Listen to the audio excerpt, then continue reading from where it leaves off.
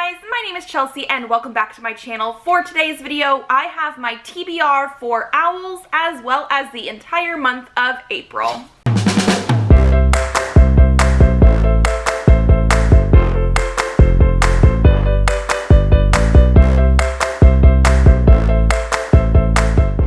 So the Magical Read-a-thon Owls 2020 is happening from April 1st through April 30th, so it is actually happening through the entire month of April. So while this video is going to be my TBR for that, it is also then my entire TBR for the month of April. I have been doing the 52 reading challenges cards as well for all of my monthly TBRs, so what I did do this month is I picked out 5 of them. And I actually did just go through and pick out 5 that I knew would fit for this TBR because I knew I was going to have a lot of books to get through, and so I just sort of fit them in where I could fit them in, and I will show you guys them here, but that's not the most important challenge that I'm actually going to be doing this month. So I'm going to be participating in the Owls Read-a-thon. So this is part of the Magical Read-a-thon where we try to take our owls. It's based on Harry Potter and the ordinary wizarding levels that are in Harry Potter. So each subject has a test, which is like a prompt that you have to complete. And you don't have to do all of them.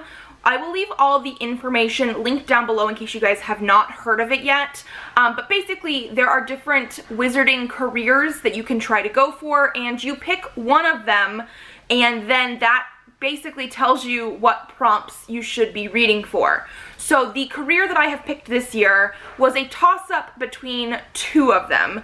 It was either going to be Hogwarts Professor, or the one that I actually did pick, which is Care of Magical Children. So Care of Magical Children says, have you always been great with children and have shown an innate care for those who need protection around the chaos that is magic?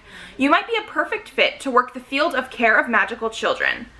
Focusing mainly on pre-Hogwarts age, this discipline includes roles in foster care, magical infant advisory for new families, social care investigations, work with kids that need extra help controlling their magic, and even specializations in performance charms for children entertainment. Work with magical kids can be extremely rewarding as you help and nurture them into young, capable witches and wizards, ensuring their safety and happiness along the way. However, the roles are not for the faint-hearted. Magical children can be ridiculously mischievous and not even always on purpose. You must have great control over your temper, high level of general education in most magical fields, and further training in developmental science, techniques, and spells. History shows that those with playful, positive personalities and strong authoritativeness thrive in this field. 3 Ministry of Magic conducted exams will be held before you are permitted to practice. However, once passed, those positions allow for flexible hours, high demand, and pay. To qualify for training, you must have the grades provided. So we have 8 owls here that are prompts, like I explained, that I had to fill with books. One thing about this readathon that is different than other readathons is that you have to read 1 book per prompt, and you cannot double up, triple up, or anything like that. A lot of readathons allow you to take multiple prompts and apply them to 1 book.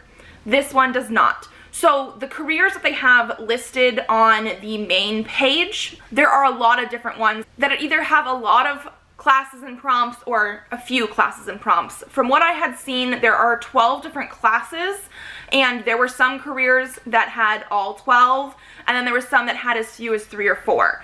I decided to go somewhere a little bit like the middle of the road, and so that's why I ended up with 8.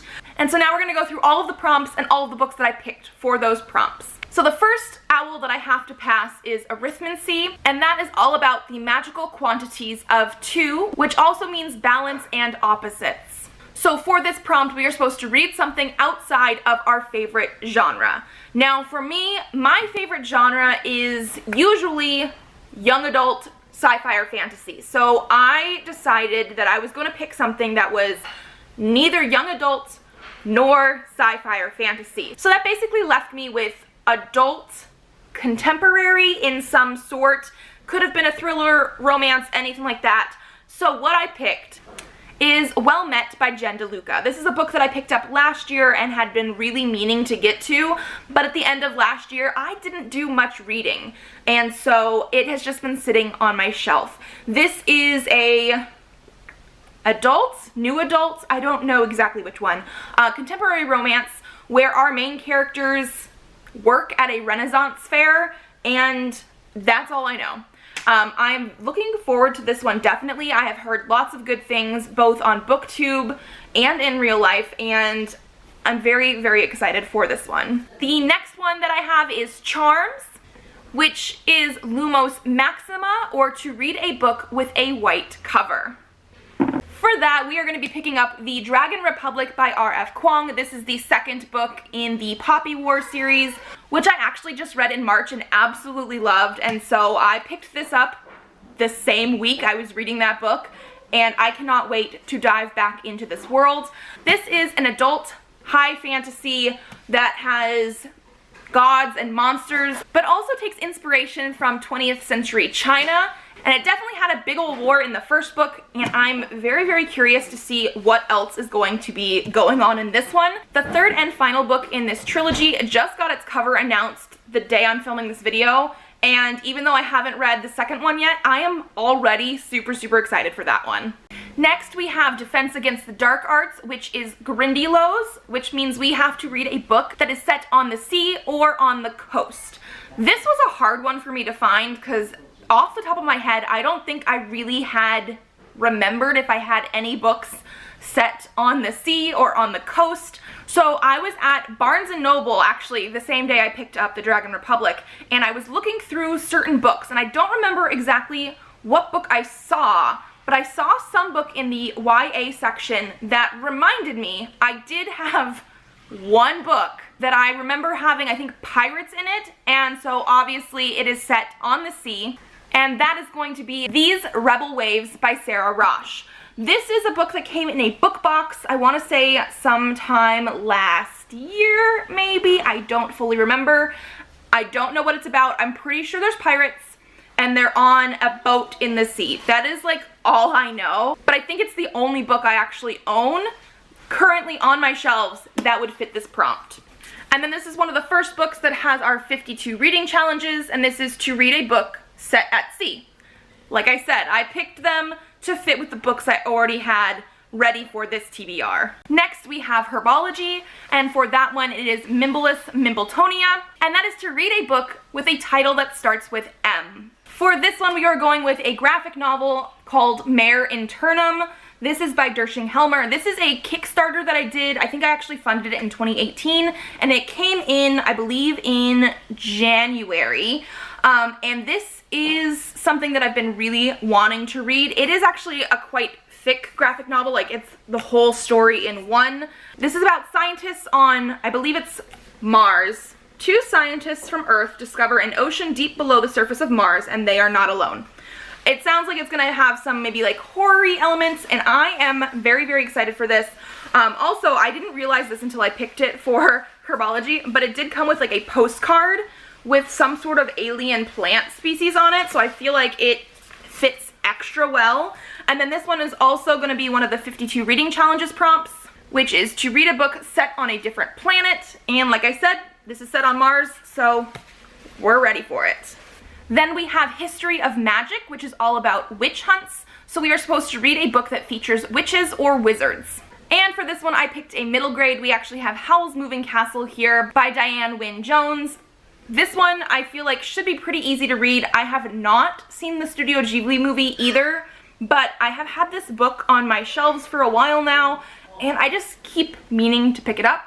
And this one obviously has witches and wizards. The summary actually says that there is a Witch of Waste, and it's Wizard Howl. So I think this is going to be a very fun one to read this month. And again, we also have another prompt, which is to read a book with witches. So, again, I thought that fit pretty darn perfectly. Then we have Muggle Studies, which is to read a book from the perspective of a Muggle or to read a contemporary. For this one, I did pick up a YA contemporary, and it's going to be The Unexpected Everything by Morgan Matson. This is a thicker contemporary than I really thought I was going to pick up, but for some reason it was calling out to me on my shelf, and I just had to pick it up. I don't know much about this one except for it is about our main character, who I believe her father is a politician, and some sort of political scandal potentially happens, and so she ends up being a dog walker. I think so. Yeah, a dog walker, I'm pretty sure. And this one again also has one of our challenges, to read a book set in summer. Then we have Potions, which is about shrinking solutions. So we're supposed to read a book under 150 pages. This was another one that was a little bit hard, only because I already have a graphic novel on here, so I wasn't too sure if that was something I wanted to do again, but all my manga is over 200 pages, so that's a little bit too much. And so I wasn't sure, I guess, technically which graphic novel I should pick. But then I opened up my book outlet order, which I think I have on my channel like last week. And in that order, we have Hard in Hightown by Varric Tethros, who is a character who writes the book, and Mary Kirby, who should be the original author. And this is a 72-page book. It has, you know, actual words and stuff, but it also has pictures. So this one should go by pretty quickly. It's under 150 pages, and it's based on a book in Dragon Age, which is a video game that I like absolutely love. So it's sort of a fandom-y thing as well, and I'm very excited to read it. But again, we have, I think, our last prompt, which is to read a book shorter than 200 pages. So the fact that this is under 200 pages and under 150 pages is going to work out perfectly. And then our last owl is Transfiguration, which has to do with an animagus lecture, which means we are supposed to read a book about or containing shape-shifting. And for this one, we have Wicked Fox by Kat Cho. This is another one that I wasn't too sure, based on all the books I have, which ones contain shape-shifting, but in the announcement video for the owls, there was a link to a spreadsheet where people could put in recommendations for books that have the prompts in them, and this was one that I saw quite a lot and I already owned, and I'm actually very, very excited to read this as well. This one deals with a gumiho, which is a Korean fox. I don't know if it's a spirit god. I don't know that for sure, but a girl who is a gumiho, and she ends up saving a human boy, but she's not supposed to reveal herself to the human world, and so because she saved him, I believe she did reveal herself, and now stuff happens. I'm very excited to read this one as well. These are books, most of these, that I've had for a while, and I'm just like super excited for this TBR. Even the fact that I'm planning on reading like 8 whole books in April. I mean, I've done it before, I can do it again. Some of these books are really, really chunky though, but I'm super excited to get into these. I'm also very excited to participate in this O.W.L.s read-a-thon, because I did see some of this stuff going on last year, but I didn't get to it in time to actually participate. So we do have the O.W.L.s going on in April, which is what you see here. But we're also going to then have the Newts going on in August, which is going to be a whole nother ball game, and I'm just very, very excited. Because this is happening from April 1st through April 30th, I am planning on doing weekly vlogs in the month of April, so you guys can see how my reading is going, and how we are doing with the actual read-a-thon. So stay tuned for those. If you guys like this video, give it a thumbs up to let me know. Subscribe to this channel if you would like to see more videos. I have videos up Mondays and Thursdays, so I will see you then. Bye!